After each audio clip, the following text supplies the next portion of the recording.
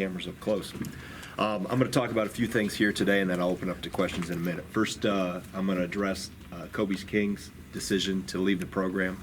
I got a chance to meet with Kobe on Tuesday, and we talked, and like I said in my statement yesterday, support him in his decision. It's his right to do what he feels is in his best interest, and our team obviously supports Kobe and wishes him the best as he goes forward. Great respect for Kobe. Obviously enjoyed his time here with us. Really love the kid like one of my own. But we all go through decisions that we have to make at different points in times of our life, and I respect that and support Kobe going forward, and will help him in any way I can. Secondly, I want to address the suspension that was handed down last night by Brad Davison from the Big Ten office. To be honest with you, I don't agree with it. I think, was it a foul on Monday night in Iowa? Yes. The rule was adjudicated appropriately. It was assessed at flagrant 1. I feel that at that point in time, that was the point where it should have ended and dropped. Obviously, it didn't. My problem with this is, where are we going with the flagrant ones now?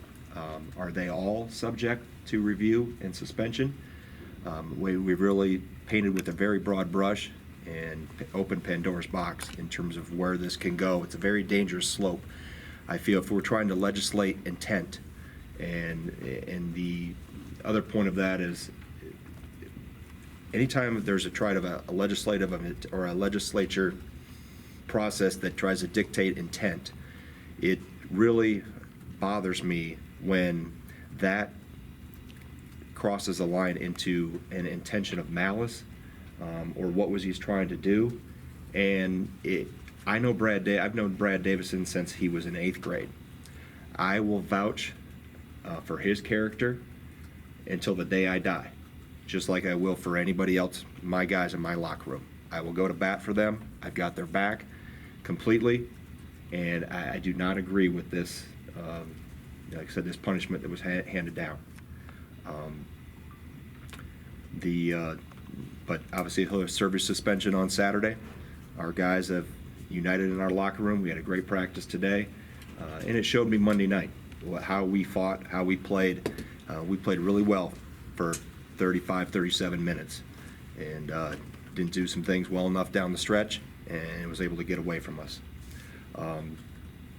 And I think the other thing in terms of what we've gone through here, we've got a locker room full of guys that are united, that are excited about the opportunity, and with Brad being out, obviously it's opportunities for others to step up and to define new roles and to take on new responsibilities and new challenges.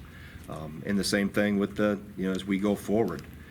The future is, I know the 9 guys that are coming in over the next 2 years are excited, can't wait to get here. I constantly have to pump the brakes with them when we talk to them each week and say, hey, enjoy your high school time right now. Make sure you chase your state championships in the various states you're in.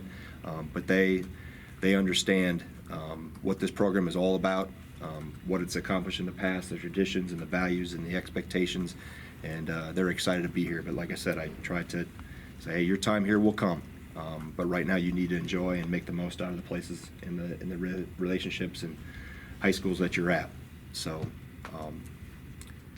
without any further ado, kind of talked about what I really wanted to address here. Questions? Greg, when did you have an inkling that Kobe might be deciding to leave, and when did you have an idea that Davison might be suspended? Kobe, we were all notified, staff and players were notified just before practice on Saturday. With Brad, I was notified late yesterday afternoon that they were in the review process, and it wasn't until later last night that I was informed that the suspension was going to be handed down. Were you surprised when you found out that there was a review going on? Yes. At this point in time, that far from the game, we were 3 days removed from the game. So that's where I felt it was. Usually when those things happen, and I talk to the Big Ten office frequently, there's usually right away the next morning, I get a phone call if there's something that there's in question or something they're looking at, whether it was, us or an opponent or anything, I usually get a phone call, and I did not until late yesterday afternoon. Do they ask you, is there any sort of appeal? Do they say? I asked about an appeal, Jim. The commissioner has the authority to hand out up to 2-game suspensions. If it goes to 3 or beyond, then there becomes an appeal process with a committee. And obviously, this one was not to 3, so there is no appeal process, even though we had asked for one. And Coach Alvarez was very involved and very helpful, and went to bat for Brad. Like I said, I know that I've known that kid for 7, 8 years. I mean, the kid competes hard. Does he play hard? Absolutely. Was that a foul? Yes. It was adjudicated appropriate during the game, but there was no malice or no intent on that. I mean, that's I'll go to the end of the earth for him and for all of our guys in terms of we try to play and teach the game the right way and play hard, and it's competition. I mean, it was in the last. I felt that was penalty enough of it as it was. That was a key play in the decision of that game, because it's a 1-point game when Wieskamp makes the layup, and we're down 3 with the ball coming our way. So, but we can't change that. We got to focus on Saturday and continue to move forward. Did you ask about the wording where it said previously established pattern of behavior? Yes, and I don't agree with that. I think it's a dangerous slope that we navigate on. That again, how can you link? So we've talked whenever there was any question that ever came up. I've talked to the conference office.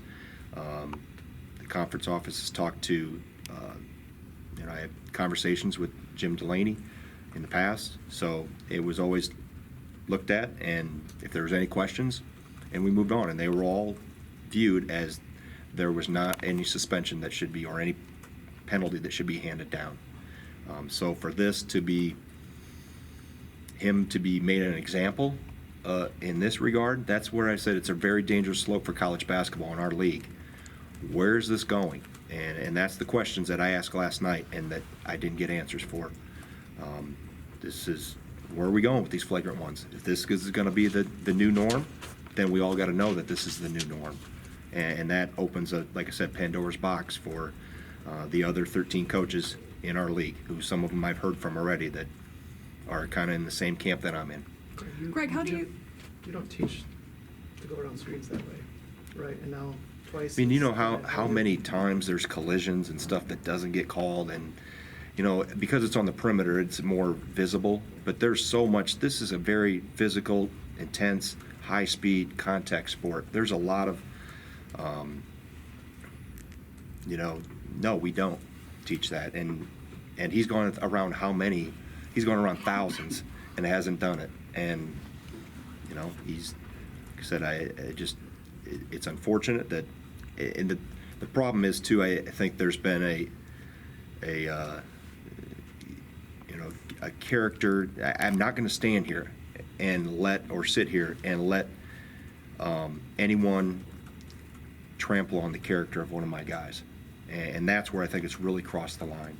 That he's been made to this villain, so to speak, and we're trying to legislate intent or malice, and that's where I will draw the line and go to bat for my guys and have their back. That and any of the guys that are coming in the future, the 9 that are going to roll in the next 2 years. No, I mean we play within the rules, and when there's a violation, he fouled. I agree with that, adjudicated as appropriately defined, but let's not cross the line and trample on somebody's character.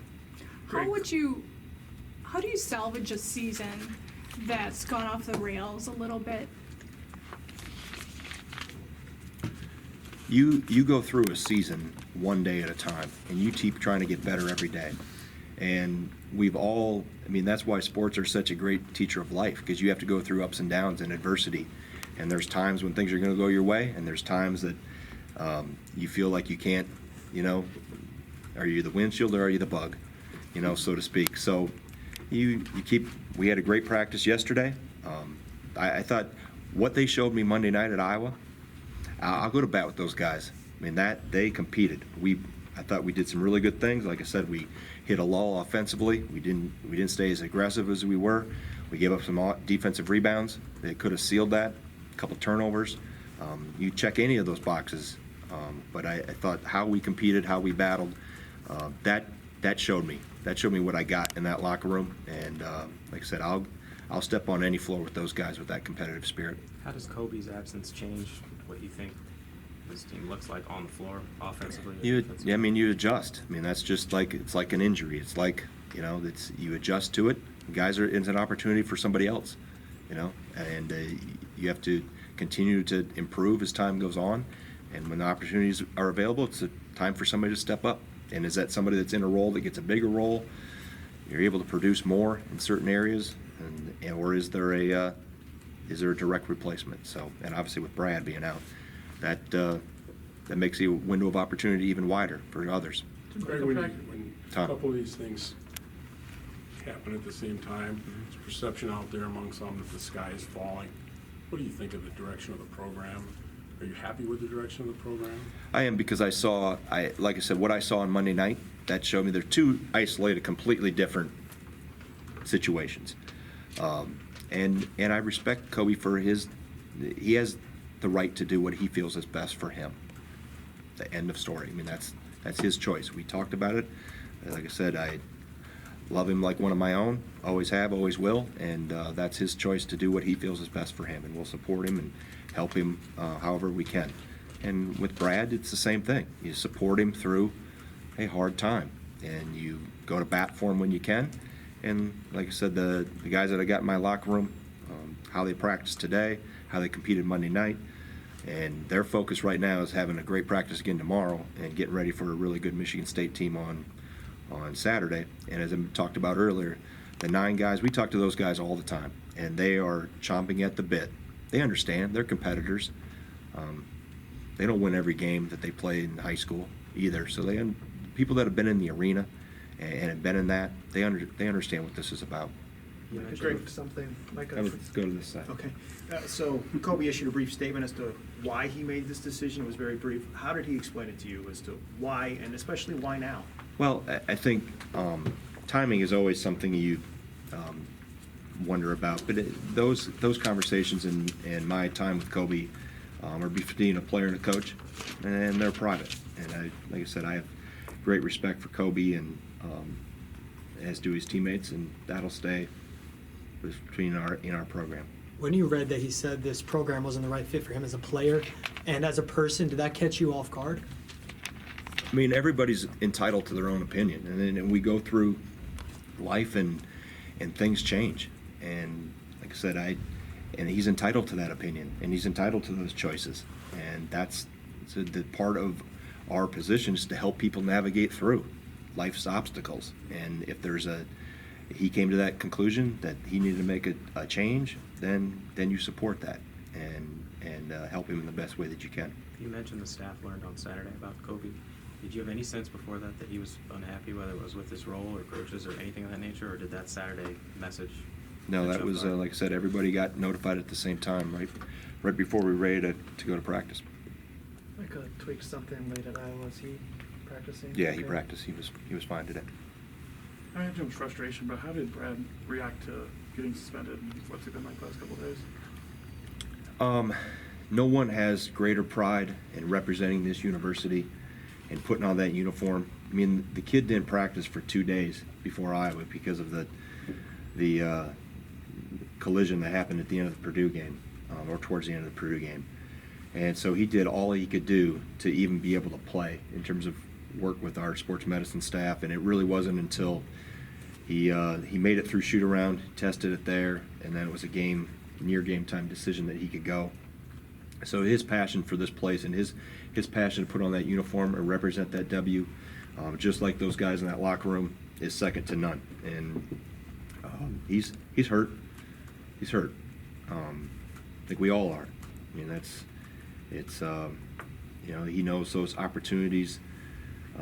He cherishes every opportunity to compete and to be with his teammates and to, like I said, wear that W. He takes great pride in that. And so it's hurtful. and you ask a lot of whys, you know. But you try to help people through that and come out stronger on the other end. What's just been the response from maybe your incoming recruits who, you know, thought they were going to play with Kobe and see a starter walk out the door? Has there been any major smoothing over you've had to do, or has it been relatively Yeah, they're calm? excited. They're focused on their, like I said, I have to refocus them on their high school season because they keep talking about whether it's the seniors, the 6 seniors that are coming in, when they can get here in June, or the next class, how fast they can get here. It's like, hey, slow down, guys. Let's focus on your own. Go chase your own gold ball. You know, we got several here in the state that are trying to get here to play in the state tournament and hoist a gold ball. So I try to refocus them on that, and their opportunities and time here will come when it's their time. You've mentioned you're supportive of Kobe's right to transfer to make this decision, but does the timing bother you in the middle of the season? Well, I think anytime there's, you know, timing is, there's never good timing. Just like any injury or what we went through with Micah Potter, there's never good timing. But again, you adjust to that and you support it and you help people through it. And like I said, my staff has been phenomenal. The team and the guys in the locker room are supportive of each other and supportive of Kobe. And so you just work your way through it the best you can. Greg, what was the reasoning for you and your staff going to lacrosse and seeing the Davises, and what was the reaction you got from them when you sat down and you talked to them as a staff? Well, that's something. All those recruiting conversations are always private, but at the same time, I haven't been out to see them either. So it was also an opportunity, and also to them to understand and ask any questions. And they're, like I said, they're fired up. They're playing really well right now, and they're excited about the opportunities that'll be here when their time comes. Again, I had to redirect and say, hey, lock in on Holman. You know, that's what you got next. Finally, Michigan State, what kind of a challenge are you presented with, especially shorthanded? Well, they're really good. I mean, let's cut it to the chase with that. Cassius Winston, best point guard in the country. You're anchored inside by Xavier Tillman. The wings, Aaron Henry's taken a big jump this year. Gabe Brown has done some good things. They've got some Rocket Watts has been playing well. I know they've juggled the starting lineup since we played them each night.